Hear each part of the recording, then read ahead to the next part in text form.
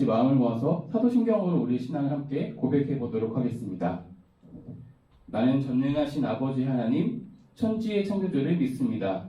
나는 그의 유일하신 아들, 우리 주 예수 그리스도를 믿습니다.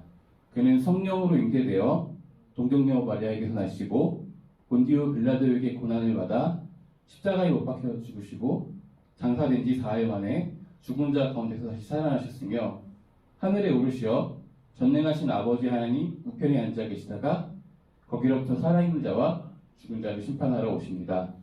나는 성령을 믿으며 거룩한 공교회와 성도의 교제와 죄를 용서받는 것과 몸의 부활과 영생을 믿습니다. 아멘. 오늘 우리에게 주시는 하나님의 말씀은 신약 성경 출애굽기 20장 12절에서 17절의 말씀입니다. 내 부모를 공경하라. 그리하면 내 하나님 여호와가 내게 준 땅에서 생명이 길리라. 살인하지 말라. 간음하지 말라. 도둑질하지 말라. 내 이웃에 대하여 거짓 증거하지 말라. 내 이웃의 집을 탐내지 말라. 내 이웃의 아내나 그의 남종이나 그의 여종이나 그의 소나 그의 나귀나 무릇 내 이웃의 소유를 탐내지 말라. 아멘. 이것은 하나님의 말씀입니다. 우리가 지난주부터 사회 질서라는 주제로 우리가 10월 공과 말씀들을 나누고 있어요. 그래서 지난주에 우리가 이중잣대라는 제목으로 우리가 함께 말씀을 나눴습니다. 그래서 우리가 신앙인으로 살다 보면 성경에서 또한 선생님들이 교회에서 여러분들에게 이렇게 살아야 됩니다라고 가르쳐주시는 어떤 삶의 잣대가 있잖아요. 그런데 우리는 이 잣대만 있는 것이 아니라 우리가 속한 공동체, 학교나 또래 집단이나 어떤 속해 있는 그 문화권마다 거기서 여러분들에게 요구하는 어떤 삶의 기준들이 있어요. 이렇게 살아야 된다. 근데 그 두 가지가 충돌되었을 때 우리가 어떻게 해야 할 수 있을지, 그런 것들이 그 안에서 우리가 지켜야 할 믿음이 무엇인지 한번 돌아보는 시간들을 가졌었어요. 하나님 앞에서 우리가 어떻게 살아가야 되는지, 하나님과 사람 사이에 지켜야 할 율법에 대해서 알려주고 있어요. 그렇죠? 그리고 또한 여기서 끝나지 않고 저와 또 다른 한 사람, 사람과 사람 사이에서 지켜야 할 율법이 무엇인지 또한 교훈하고 있습니다. 그렇죠? 그리고 이 율법을 히브리어로는 토라라고 불러요. 들어본 사람 있어요? 토라. 네, 처음 들어보나 봐요. 이 토라라는 말을 직역하면요, 사실은 율법이라고 하기보다는 가르침, 교훈, 이렇게 번역하는 것이 조금 더 그 의미에 잘 맞아요. 그렇게 이해할 때 우리가 좀 더 많은 생각들을 할 수 있습니다. 그런데 우리가 율법이라고 번역하는 이유들이 있겠죠.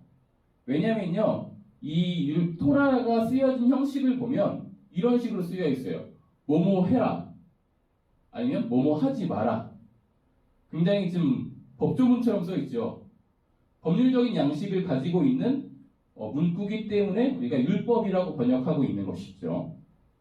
그래서 우리는 성경에서 말하는 그 율법이라고 이야기할 때 이것을 지키지 않으면 처벌받는 그런 어떤 법전, 이렇게 이해하는 것보다는 하나님이 우리에게 주신 사랑의 가르침이다, 이렇게 이해하는 것이 조금 더 그것을 잘 상기할 수 있는, 이해할 수 있는 좋은 전제가 됩니다.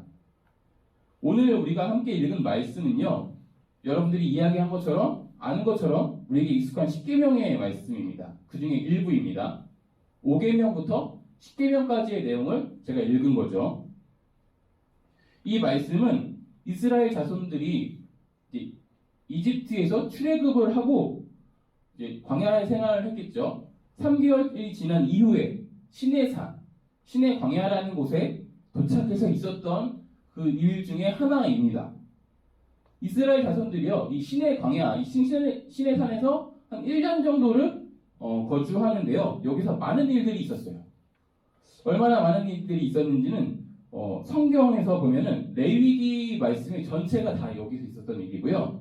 그리고 민수기의 10장 10절까지도 다 여기서 있었던 일입니다.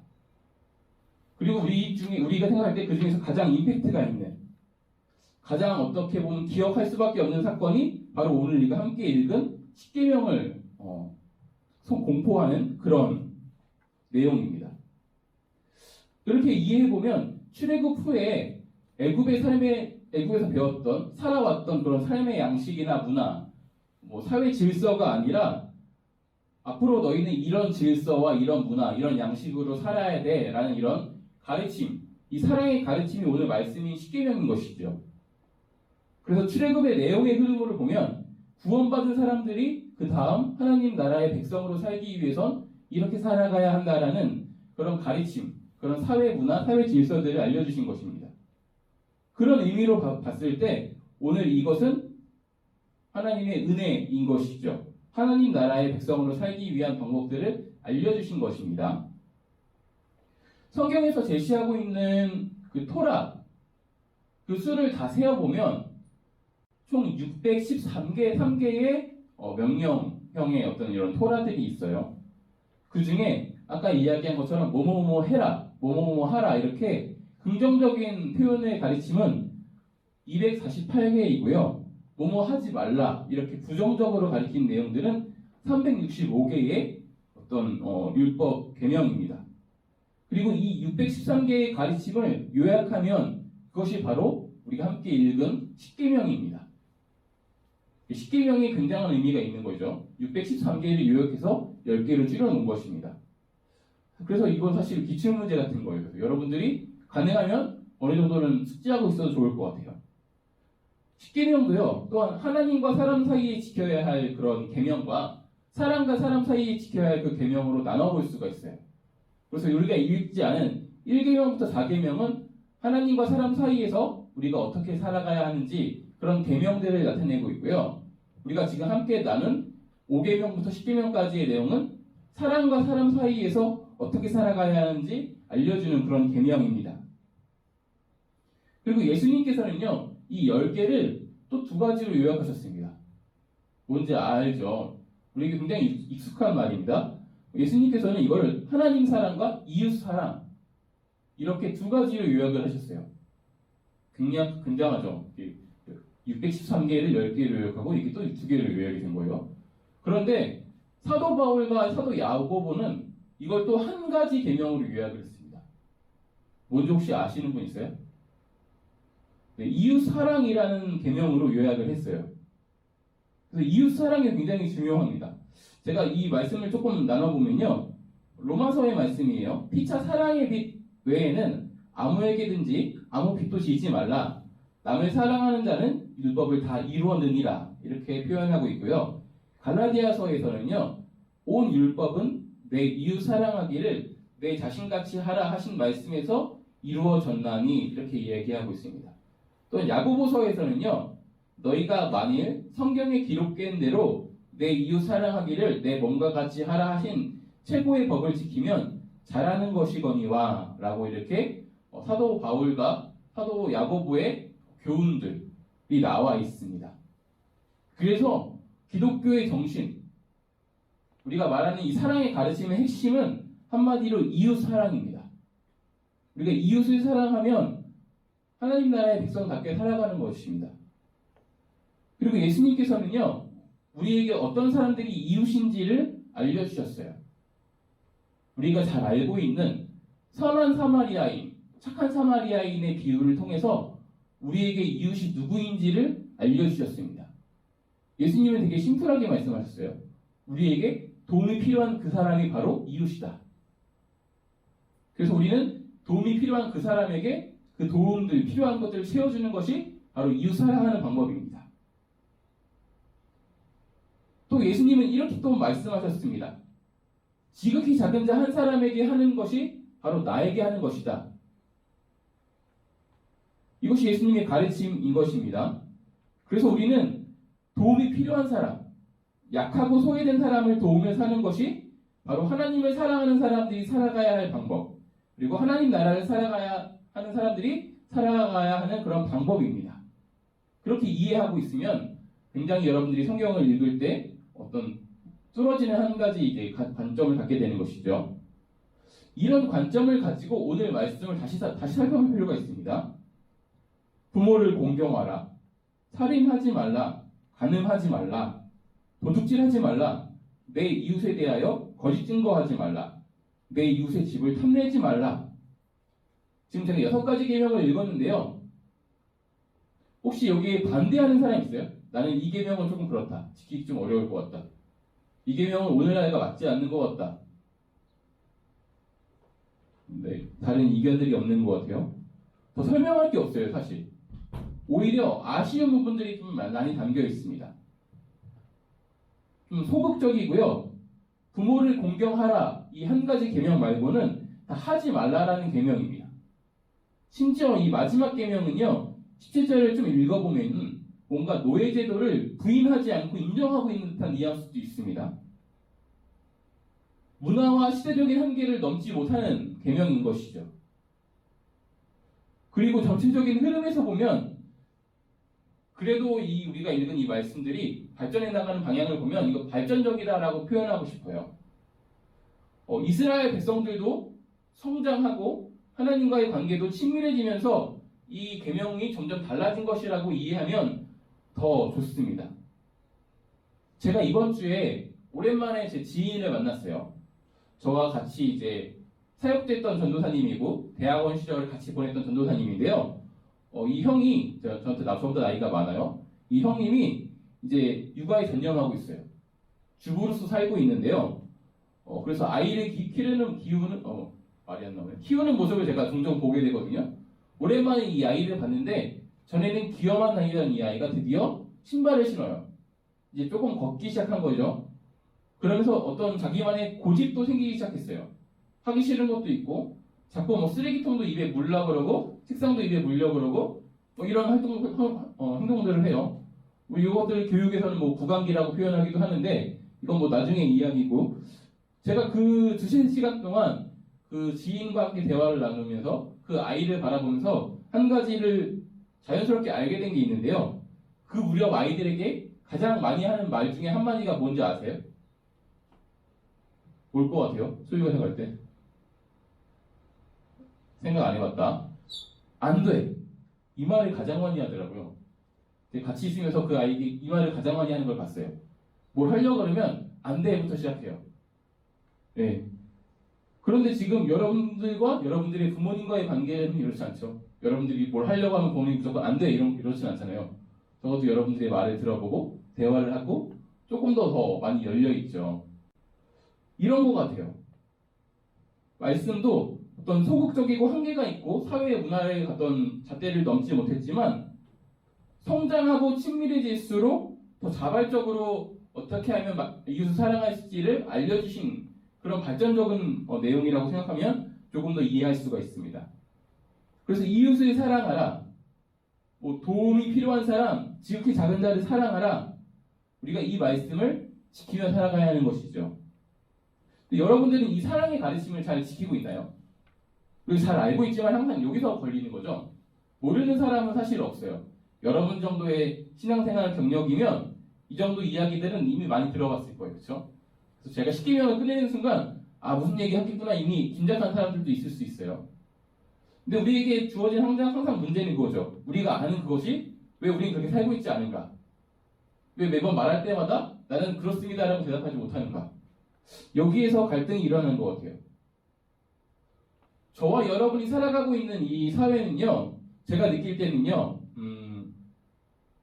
좀 타인한테 무심한 사회예요.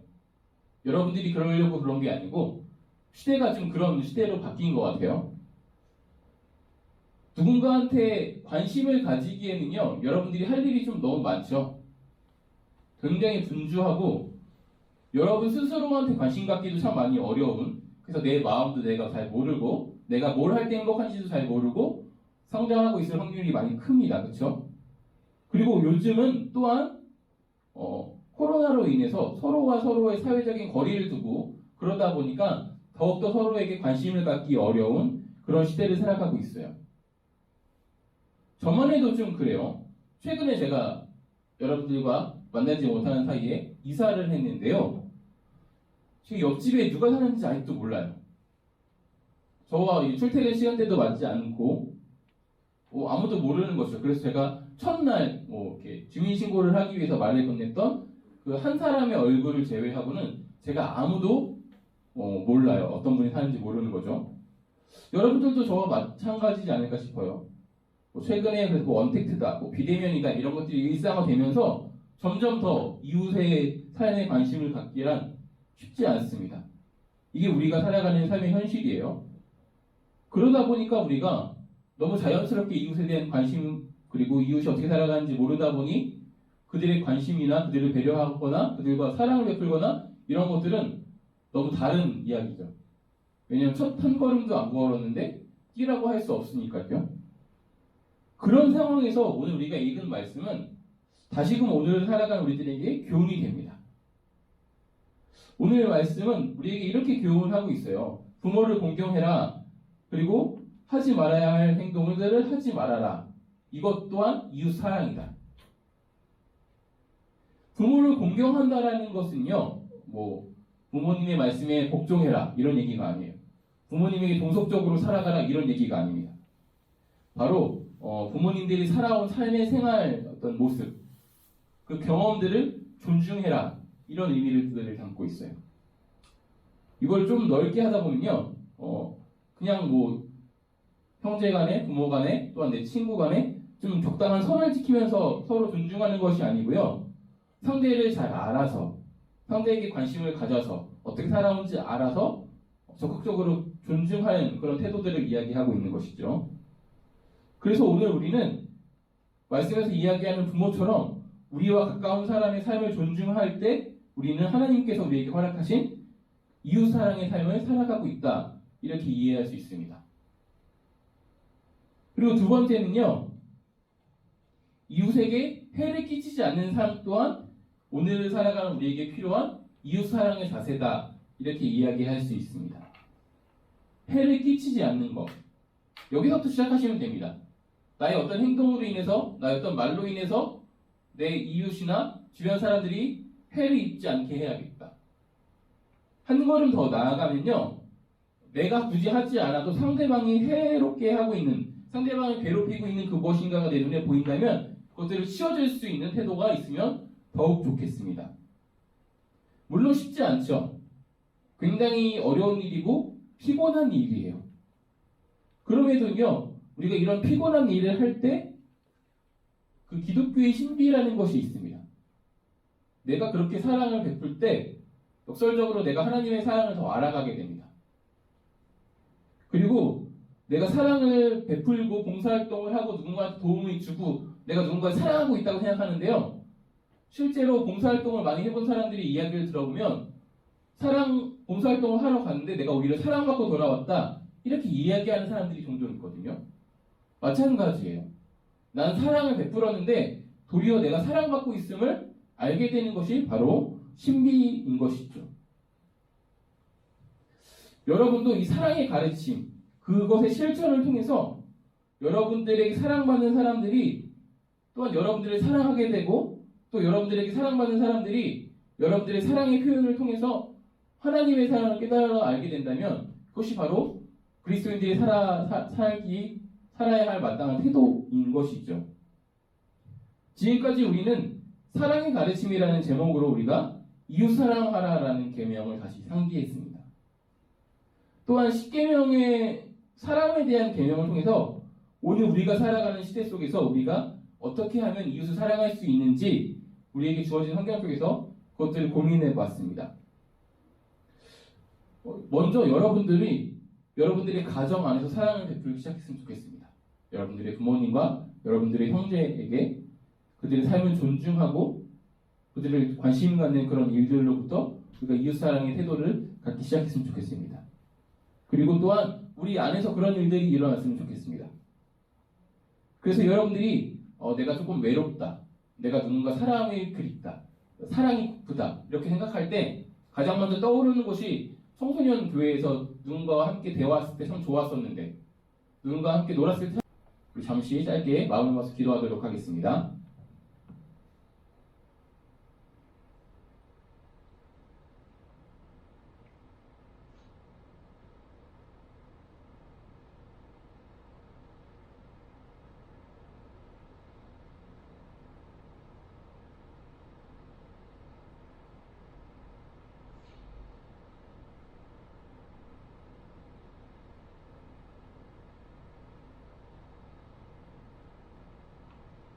하나님 감사합니다. 오늘 말씀을 통하여서 이웃 사랑에 대해서 우리가 다시 한번 돌아봅니다. 우리가 이웃을 사랑하고 또 우리 도움이 필요한 사람, 약하고 소외된 사람들에게 관심 갖기를 다시금 상기합니다. 우리가 그렇게 살아가기 위해서 우리 가정에서부터 이웃 사랑의 모습을 실천하며 살아갈 때에 하나님 먼저 나의 사랑으로 하는 것이 아니기 원합니다. 주님께서 우리에게 말씀을 읽을 때마다, 기도할 때마다, 주님의 이름을 부를 때마다 주님의 사랑으로 먼저 충만하게 세워주옵소서. 그래서 우리가 그 사랑으로 우리의 이웃을, 우리의 형제를 사랑할 수 있게 하여 주옵소서. 또한 바랍니다. 우리가 이 사랑을 베풀면 베풀수록 피곤한 일이지만 또한 그것을 통해서 우리 안에 사랑이 풍성해지는 은혜들이 있었으면 좋겠습니다.